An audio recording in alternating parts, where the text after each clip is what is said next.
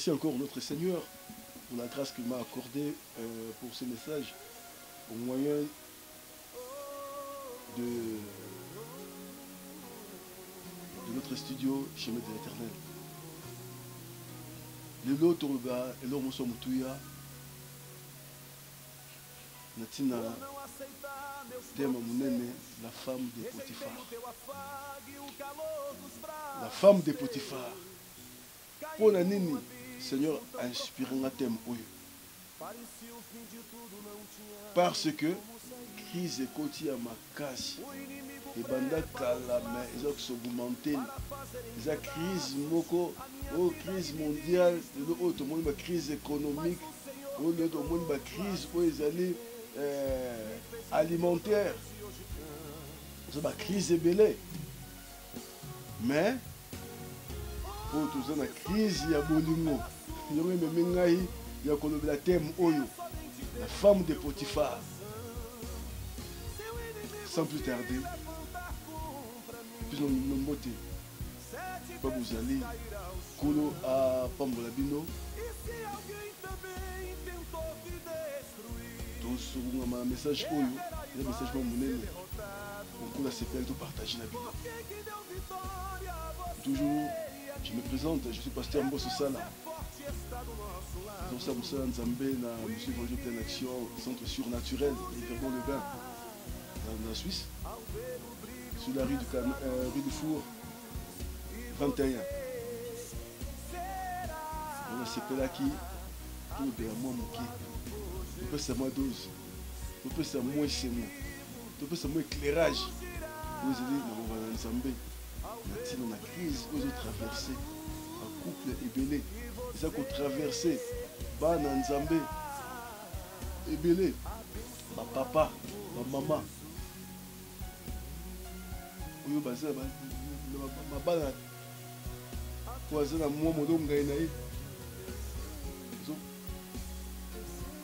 traversé crise la crise ils ont ils ont des répercussions belées et ils ont des grandes conséquences ils ont moins nature le oyo c'est comme na bana ba payer rango la famille a payé la crise ou ma casse. Je me suis la femme de Potiphar. Nous sommes au Canada, Genèse chapitre 39. Genèse chapitre 39, verset 1 à 20. Notamment, je lis au nom de Jésus. On fit descendre Joseph en Égypte et Potiphar, officier de Pharaon, chef de garde. L'Égyptien l'acheta des Ismaélites qui avaient fait descendre. L'Éternel fut avec lui et la prospérité l'accompagna. Il habitait dans la maison de son maître l'Égyptien. Son maître vit que l'Éternel était avec lui et que l'Éternel faisait prospérer entre ses mains tout ce qu'il entreprenait. Joseph trouva grâce aux yeux de son maître qu'il employa à son service. L'établit sur sa maison et lui confia tout ce qu'il possédait. Dès que Potiphar l'eut établi sur sa maison et sur tout ce qu'il possédait, l'Éternel bénit la maison de l'Égyptien à cause de Joseph. Et la bénédiction de l'Éternel fut sur tout ce qui lui appartenait, soit à la maison, soit au champ. Il abandonna aux mains de Joseph tout ce qui lui appartenait et n'avait avec lui d'autres soins que celui de prendre sa nourriture. Or, Joseph était beau de taille et beau de figure. Après ces choses, il arriva que la femme de son maître porta les yeux sur Joseph et dit « Couche avec moi ». Il refusa et dit à la femme de son maître « Voici mon maître ne me prend avec moi connaissance de rien dans la maison. Il a remis entre mes mains tout ce qui lui appartient. Il n'est pas plus grand que moi dans cette maison. Il ne m'a rien interdit, excepté toi, parce que tu es sa femme. combien ferais-je un aussi grand mal et pécherais-je contre Dieu? Quoiqu'elle parlât tous les jours à Joseph, il refusa de coucher auprès d'elle, d'être avec elle. Un jour qu'il était entré dans la maison pour faire son ouvrage, et qu'il y avait là au cœur des gens de la maison, elle est saisie par son vêtement en disant, couche avec moi. Il lui laissa son vêtement dans la main et s'enfuit au dehors. Lorsqu'elle vit qu'il lui avait laissé son vêtement dans la main et qu'il s'était enfui dehors, elle appela les gens de sa maison et leur dit, voyez, il nous a amené un hébreu pour se jouer de nous. Et cet homme est venu vers moi pour coucher avec moi. Mais j'ai crié à haute voix. Et quand il a entendu que je levais la voix et que j'ai crié, il a laissé son vêtement à côté de moi et s'est enfui dehors. Et elle posa le vêtement de Joseph à côté d'elle, parce que son maître rentre à la maison. Alors elle lui parla ainsi, l'esclave hébreu que tu as amené est venu vers moi pour se jouer de moi. Et comme j'ai élevé la voix et que j'ai crié, il a laissé son vêtement à côté de moi et s'est enfui dehors. Après avoir entendu les paroles de sa femme, elle lui disait, voilà ce que m'a fait ton esclave. Le maître de Joseph fut enflammé de colère. Il prit Joseph et le mit dans la prison. Le lieu où les prisonniers du roi étaient enfermés, il fut là en prison. Parole du Seigneur. Touti kotanga awa estoza ndako ya Potifar. Le tozo kombalatir na femme ya Potifar, mwasi ya Potifar. Yango ezali thème na biso ya oko na lelo to ya tongo na lelo. Tozo kombalatir na mwasi ya Potifar. Qu'est-ce qui est arrivé dans cette maison? Makambo nini eyaki kati na ndako oyo? Makomi na nkozo ko biso bo ete Joseph oto yebi batekaki na bandeko na ye pa ba Israélite. Ye bato wana bakamataki Joseph bateki epai ya Potifar na mboka na Egypte. Boye moto oyo a trouvé grâce liboso na moto oyo comme Potifar. Ozaki mokonzi ya bagarde ya na ndako ya roi. Azaki moto oyo azaki pe makambo na malamu to babiloko na ye bozwi na ye azaki babilanga na ye. Akamati charge wana apese pa ya Joseph. Okoza na Joseph kati na ndako wana ememi lipamboli munene kati na ndako ya Potifar. Mosanza me nyonso wati makolo na ye bitambi na ye na ndako nyonso akokota lipambo efe vanda wana. Lipambo munene efe ezala wana. Yango emoni ke ba oyo bazali lelo oyo bayabi basala nzambe na ndako na bango bozwa opportunité oyo bosepa po ozwi lipambo munene ekouti epai na nkolo. Yango emoni lelo oyo tomoni ya so ete mosala nzambe oyo aza mosala nzambe soki asala na ndako ya nyonso amemaka lipamboli. Oyo amemi lipamboli te aza mosala nzambe te, mais oyo aza mosala nzambe lipamboli eyaka. Toza batémoignage ebele bato bayambaka basala nzambe. Donc il y a biso te n'oubliez pas l'hospitalité. En l'exerçant, quelques-uns ont logé même des anges. Obobo sa na koyamba te, na koyamba musuba bayebaki koyamba na ba mwanze na ba messager oyo baza komema sango malamu ya nkolo kati na bato kati na mokili oyo ba messager wana oyo bato bayamba biso tina bamboka okenda mpo na sango malamu bayamba biso bamboka bato bazali oyo batikaka ndako na bango mbeto na bango babi tokolala libanda nyonso nzambe olala na kati ya ndako nkolo tala bato wana pambola bango ti eloni pambola ezala ba génération de génération ezina baoyo baza vayebi valeur ya basali na nzambe babi kohonore basali na nkolo yango mokolo babe te oyo kohonore na mpe nokohonore ye oyo baza honore moto oyo na kombo ya Joseph amwana nzambe ebible décrire ye mwa moke edécrire ye azalaki ndenge nini balobi ete azalaki beau de taille et beau de figure azalaki kitoko mwana nzambe Joseph balobi ye azalaki kitoko oyo nzambe asalaki kobanda banda na ebandeli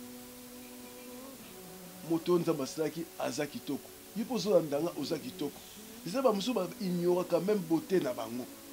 nzambe asalaki kitoko me ya miyebaka te ke aza kitoko aza koignore parce que mpo na nini bando kofinga ngai ta mosusu na kelasi ntango azaki mwana moke te bazofinga na ndako tala yo motu monene yakanga ngo na motu ke non nga motu nene ezalaka monene eza mabe tala yo matoyi milai lokola lapin ozomona kaka ke non matoyi nanga ozo lokola lapin donc nga naza mabe tala zolo monene lokola mikate ozomona kaka ke non ngai zolo na nga lokola babenge ngo eza monene naza mabe tala ye bapake o lelo oyo mokili ekomi na posa banzoto ezala mpe sculpté yamoni bato bayoke na fitness bameka mpe kovimisa banzoto yango mo bamiskle nanu banzoto yango nanu bamosusu babotama na yango bafingaka bango o ozali kitoko me yo ozoyeba te ke oza kitoko c'est ça le problème nanu yango wana mwana mwasi ya kitoko azoyeba te ke naza kitoko tala etola monene zwa yango baza kolinga lelo oyo na chirurgie esthétique bazokomisa basi batoyo minene bamosusu babotamaka na yango naturel bafingaka bango yango oyo bamakoma bafingaka bango mais lelo oyo chirurgie esthétique baza kokomisa basi batoyo minene basi wana baza kitoko tobotamana kitoko motamosu yo oyebaka te Joseph badekikelo aza kitoko mais eloko nini oyo nkolo ngoloba ya biso message nango opesa biso na enseignement oyo la femme de Potiphar nini oyo elekela ndako oyo azokomona Joseph ntango nyonso ntango ozomona Joseph ntango nyonso motema neke na Joseph asengi ye kutu alalada ye mpo na nini ntango wana nyonso babi ce n'était pas un jour ntango nyonso pourquoi ntango nyonso wana pourquoi pas ce temps là bamikolo elekaki mingi eza mpo na nini dû na absence ya Potiphar Potiphar était absent azaki absent wapi azaki absent pembeni na molongani na ye azaki absent pembeni na bolingo na ye Potiphar aki absent akro na musala akangama na musala lelo oyo batata mingi baza na esprit ya Potiphar bakangami na misala babosani ke aza na molongani na ye abosani ke naza na mwasi na ngai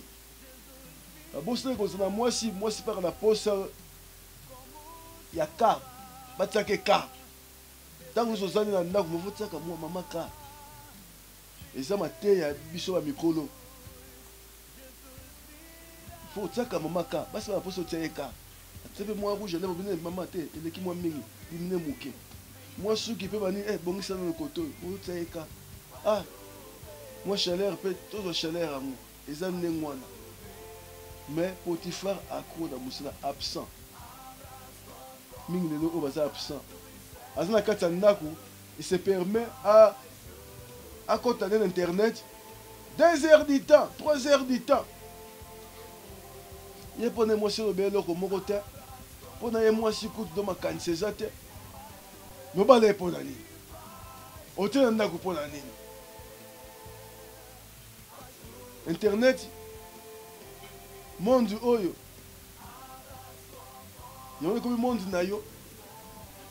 lokola ekotini okota monde wana obosani nécessaire obosani oyo ezali don ya nzambe onkolo apesa yo komi na yo internet nyonso simba oyo otala oyo lokola mpe diable ainspira nde mwa makambo yango olinga otali oyo nalanda susu wana nalobaki boye nalanda ye susu nini boye nakende ozokende 2 heures 3 heures du temps mama zelia ekoki te alali yo aire tardif okobwakama lokola ngulu na mbeto esili mokufi tsokola muka tsaka kate mamoteke kate occupation musukutu donc azoko jouer na kati ya PlayStation akomokanisa donc toyebi te soki mpe faute ya papa soki faute ya nani asomi noko bajouer te na bomwana toyebi te mais quand même omona moto aza kojouer abosani ke mama azali ye kutu baje na ye akojouer moni kodisite mpe na mwana te tour na ngai eza tour na ngai te ngai mpe fona jouer nini abosani absent or laps ya temps wana ya absence ya tata pembeni ya mama pembeni ya mwasi na ye toyebi yango kobanda jardin d'Eden ntango satan akutanaki sepa kutana mwasi mobali azalaki wana te c'est ça laps ya temps temps moke wana absence wana ekozala yo baproblème ebele ntango oyo lekisaka kayu toboyi te kende mosala tokendaka me tozonga na ndako zala mpe modéré zala discipliné oyemba motu mosala na otala master boye obima okenda zonga butu baweekend na yo eza baweekend kaka likolo oyebaka teke mwasi azali ozwi vacance na bimi na kei oyebi mwasi te temps wana ya vide ozotika wana yango oyo makambo to balelo oyo la femme de Potiphar bamosusu bakoloba ke non makambo oyo mwasi asalaki mwasi ya mabe mwasi oyo aza mwasi moko mpenza te mwasi oyo mpenza makambo asala non tokotolera yango te mwasi ya ndenge nini akosela mobali yo makambo mwasi ya ndenge wi baza na bango lelo basi mpe ya Potiphar bazali esprit Potiphar wana ezolanda mwasi ya Potiphar ezolanda bamama esprit Potiphar ezolanda batata mais ntango mosusu mpe tokopesi ye tort maintenant na cause yango eza ye tata ya Potiphar absent apesi vide mpona nini occupation eleki mosala na nzambe akangama veye ere nyonso retraite séminaire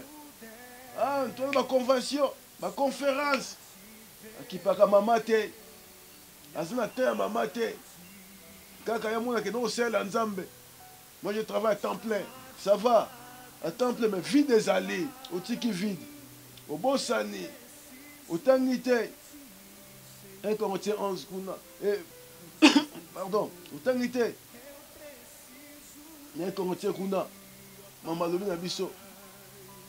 mpo nalobi nini oyo babali base prive eloko moko te yo priva na yo mosala nzambe eleki omona mosala mokolo omonake non yango esimbi yo obosani biyobi na biso cherchez premièrement les royaumes de cieux le reste sera vous donné par-dessus nous bateke to désister na makambo ya se awa non ata kota obaki ils ne sont pas de ce monde mais toza na kati ya mokili oyo ngo bate toza na mokili te toza na kati ya mokili oyo futobala le mariage est sacré futobala sikoyo sala mpe makambo ya babalani me nkoyo osalelaka nzambe mosala ekanga yo ne bafrère awuti soki awuti église awuti culte akoti na ndako na bible banda kotanga tanga bible tanga bible nsima mwasi obenge yaka kolia lie na butu tangi bible tangi bible prière alali akangi makolo ndenge célibataire mwasi ayebisinga paster yaka makambo nakomona awa libala na koti awa nomona ngambo kota na ndako na bifrère pesanga bible na yo na balivre oyo otangaka na nkolo mikolo oyo ekomi epa na ngai sala makambo ya babalani makambo ya mikolo pesa esengo na mwasi asanti kotieka asanti kaza ya yo nakangai ba biloko nyonso nakeya na yango tokaka na kati ya ndako oyo ya Potiphar tozo comprendre que Joseph azali mosali Joseph na kati na ye azali eloko moko te ya mabe babibi na mwasi ya Potiphar maître nanga apesa ngai nyonso kati na ndako oyo mais excepté kaka yo akosimba te. Mais moi c'est Potiphar tellement avec la vide askangami kaka na Joseph na alingaki moninga za mwasi ya Potiphar moto alingaki Joseph. Joseph alinga mwasi ya Potiphar te. Mais toutefois pe na kitoko ya Joseph na vandi nango pe na kimi na mwa muke. Joseph connaissait la parole de Dieu. Joseph nenga zaki wana tango soki na mwasi wana na ndimiki ya bandoko solola na kata kosolola bango. Joseph savait bien parler parce que mokolo alobelaki bandeko na ye to na ndoto ebouchaki ndako wana. Lelo oyo baproblème eza so na kati ya bacouple na kati ya bandako eza problème maloba. Joseph alobaki te ko nalingi yo avec te ke non na posa na yo. Tazo beloge kaka. Ah maman, soki osala eloko kitoko en tout cas esalo esengo okasaba ange. Ah kola pa mbolo mingi ya mo maloba no kanisa Joseph pe aza na posa na ye. Noko ya komela na posa Joseph. Beloge maloba ezangi ba mibali. Papa zanga maloba. Je t'aime oyo ekomaka lokola Marc asungi biso na fesse kuna otsaka je t'aime. Basunga bino pona nini carence. On appelle que no crise ya bolingo kati na bato ezangi ntakolo basute ke na bosi na je t'aime ma belle ezate akoma yoka basoda na kati ya ndako omoni te kamata eloko na longola tia wana nani ngaka boye te soda moi ça sera peut-être 5 ans 40 et maloba solo oyo epesaka mwa motema ebongisaka motema eza te no beloja mike eza te mosu mpe 10 ans soki so akutana motu moko alingi na ye te alobika ah mama yaso eza ekelamu na nzambe komona epesi ngai esengo kola pa mbolo mingi mama namoni ya moke kaka oyo boye alingi ngai yango na basi mingi balinga bango te tellement na carence baza nango beloge na carence ya chaleur bavide baza nango oyo Potifar atika mobali na esprit ya Potifar batika emema bango na baillusion ebele surtout eya koluka nini alinga apusanaka mpona nini akanga mobali yango so mobali aza kokima Joseph bakomprenaki aza kokima mpo ayaki mokolo moko te balobaki na ye chaque jour bazoyebisa likambo moko kaka aza kokima ngambo wana aza kokima osima biloko ya bato aza kokima mpo eza ekila akoki kosimba te akimi esalaka nini mona mwasi akoti na haine contre moto wana nonga nasimbe nazwe na file na ngai azokima ngai ale haine ekoti yango moni ke ntango sikoyo Joseph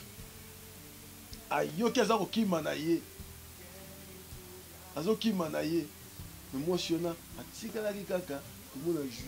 kitoko ya Joseph na motu ndenge maloba mo moke ya Joseph ndenge alobi mingi balinga bango te eloko oyo esala biso to esalaka pasi mpe nga na comprene nabe kocomprendre makambo oyo nayebi yango koteya bino nakolakisa bino makambo oyo koyeba koloba motu alobaka malamu lolenge ya Salomo oyo aza koloba na Shilamite na cantique de cantique soki asala maloba wana oyo esalaka mwa malamu na motema ya moto ekomaka te alingaki ngai alingaki yo nini elakisi alingaki yo eloko elakisi elingi aza to alingaki ngai soki aboyaki ne kaka to azoesquive na ye azotiaka te na likambo oyo olingi kati na bomoi na yo sukasuka ekoma onopanda sango alingaka ngai alingaka na nini. Joseph amonaki mwasi ya Potifar amonaki ekelamu nyonso azokomona lokola ndeko na mwasi azomona lokola tata mwasi na ye azomona lokola mamaleki na ye azomona lolenge wana mais mwasi ya Potifar azwa Joseph mpena keno aza na posa na ye mingi baloba bilobela yango lelo oyo toza baproblème grave katikati na mboka na mokili oyo mpona makambo oyo mwasi ya te alingaka ngai mpo alobaka nokeno soki no eza kitoko mpo alobaka nokeno oza ekelamu na nzambe yango na alingaki yo na nsima akangi mwasi mwana bato Joseph atikele elamba tala preuve kutu mwasi ya Potifar azalaki na preuve asimbi yango preuve wana fausse preuve ya lokuta me asimbi elamba ya Joseph agangi epai na bato omoni sikoyo epai molimo ya mwasi ya Potifar basi ya Potifar lelo oyo baza na bavide baza na bacarence oyo eza ya je t'aime baza bacarence baeloge baza bacarence oyo eza ya chaleur bacarence eza mingi ya mingi mpona nini Potifar atiaka ekate tona bike non frère papa yo eza Potifar otiaka mwasi no kate mpona nini okipake te mpona nini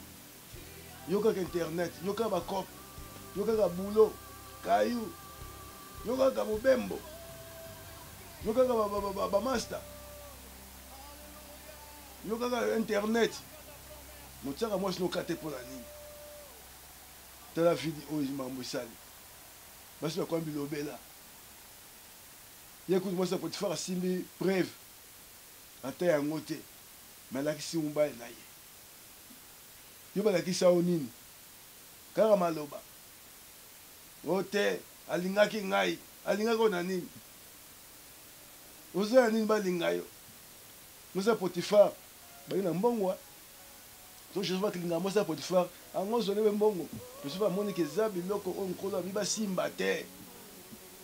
biloko na mokili so mdao ndiko simba vie comme na mokuse mpe nkembo na nzambe ekei toyebi makambo oyo to na discipline wana makambo oyo me mwasi oyo azwi preuve abandi koganga voilà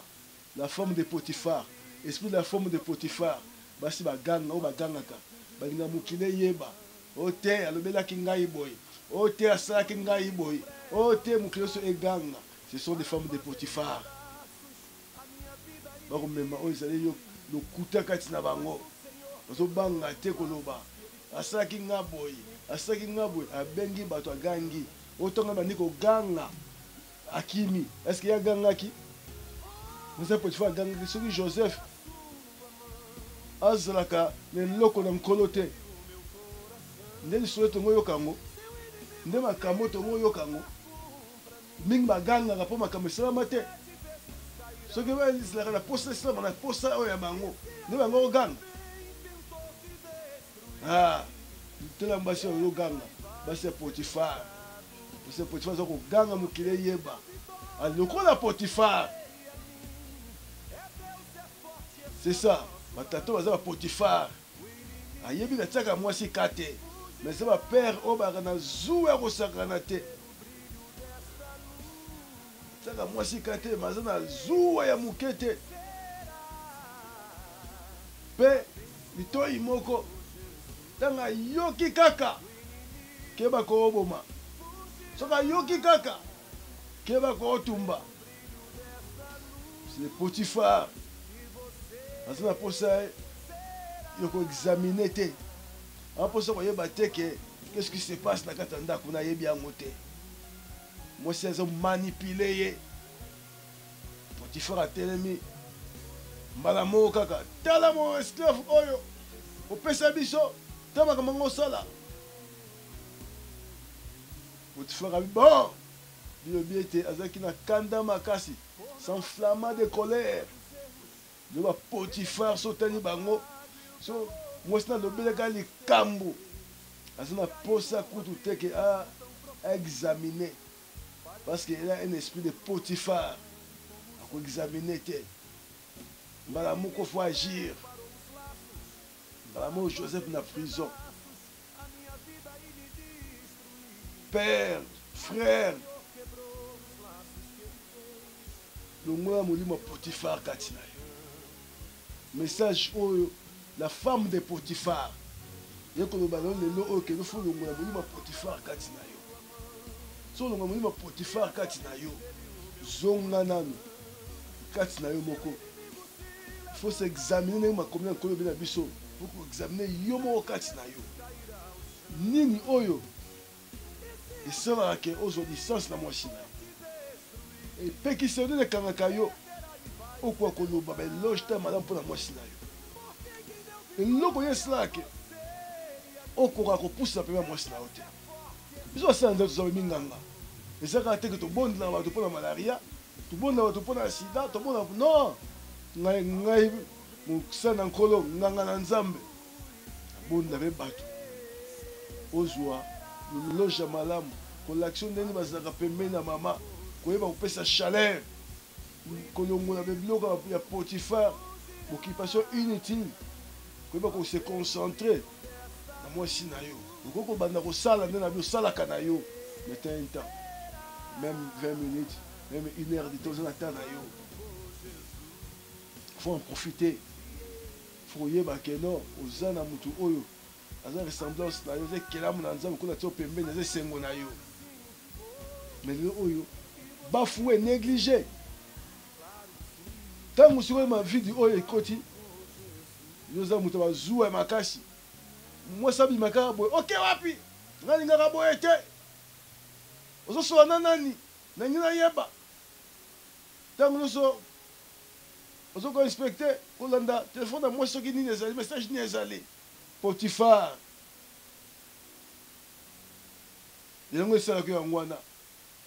longoya ba mauvaise habitude oyo zwa confiance ya mwasi na yo mpo na nini eza nde yo moto tie vide wana pusana pembeni na ye sepelisa ye okomona ndenge nini ndako ekochange mwa ndenge nini vie ezalaka esengo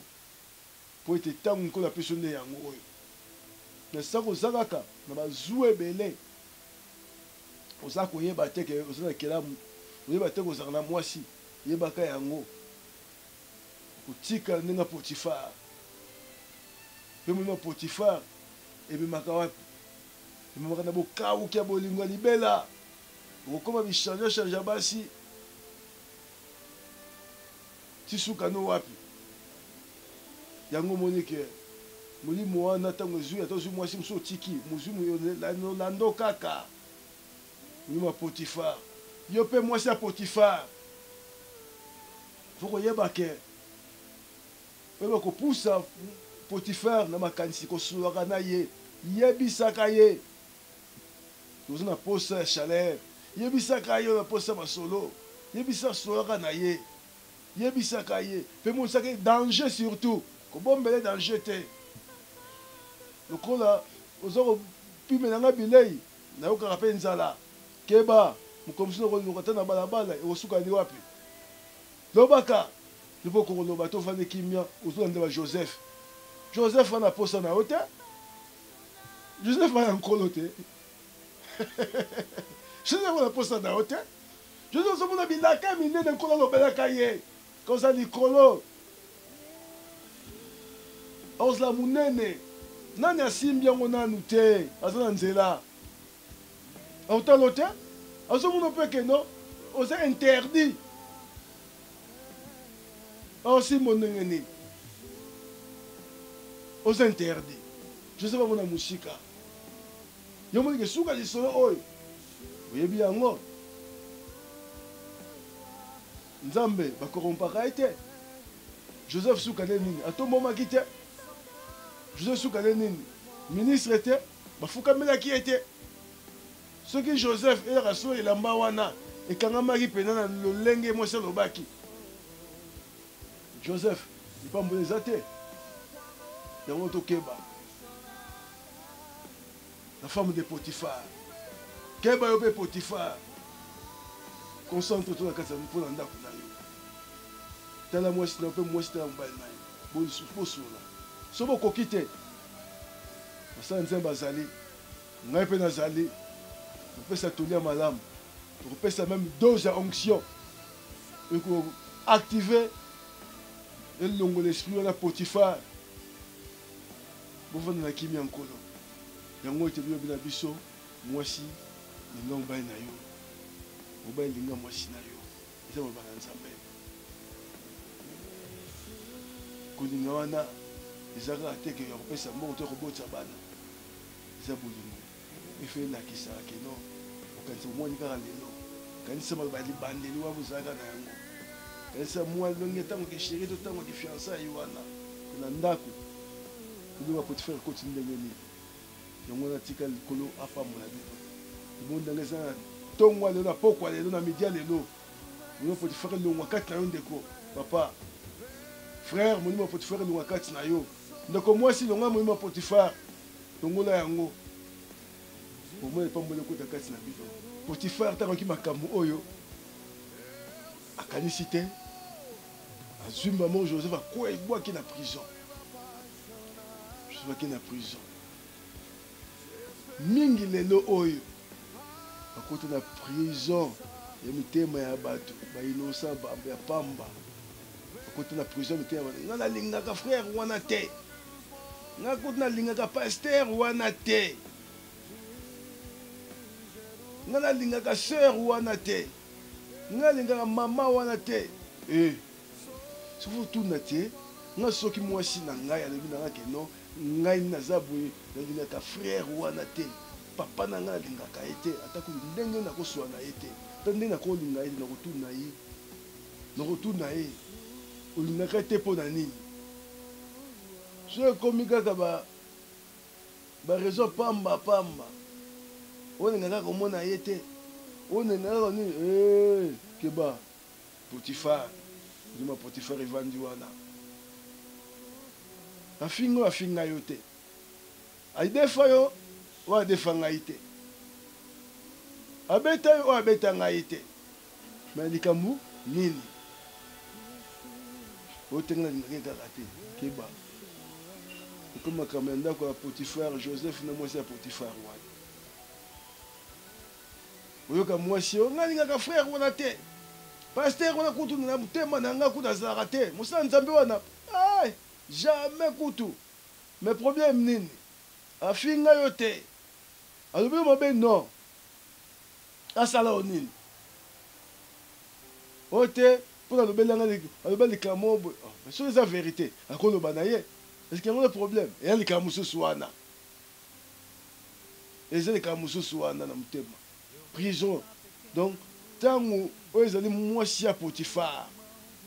ntango kope na ebebi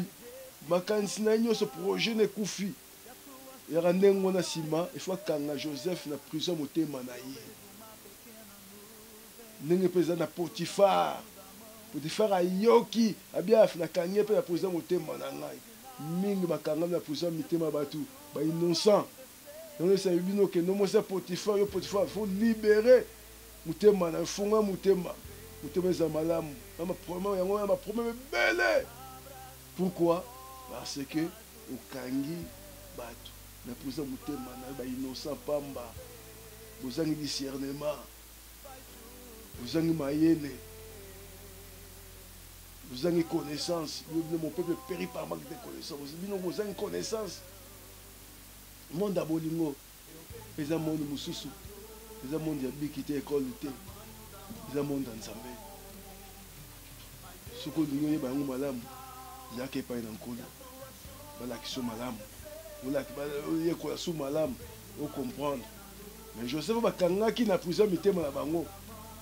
kola asalaki nini kola bimisaki na nkembo kuma kofukamela ye Pour que non, il est inutile. Yo kanga mutu na mutema na yo, ezango inutile, mutu na kopambwa manekaka, mutu na kofungwa manekaka, mutu na yo mona ke batu nyoso yo kanga mutema na yo, tala bango, baza likolo batombwa bapambwa ma, yo suki wapi. Le problème kaka. Donc comme pio, lokola